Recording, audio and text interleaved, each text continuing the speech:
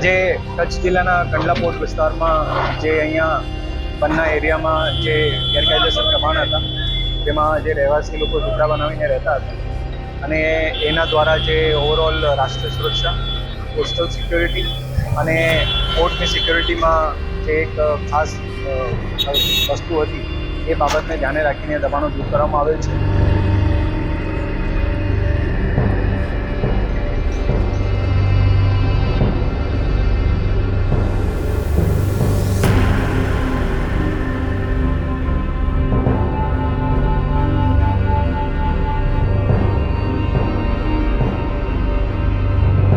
અહીંયા પોર્ટ વિસ્તારમાં જે ક્રિટિકલ ઇન્ફ્રાસ્ટ્રક્ચર છે એ ઇન્ફ્રાસ્ટ્રક્ચરની અલગ અલગ ગેરકાયદેસર ગતિવિધિઓમાં જોડાયેલા લોકો પણ ઘણા બધા આમાં રહેતા હતા.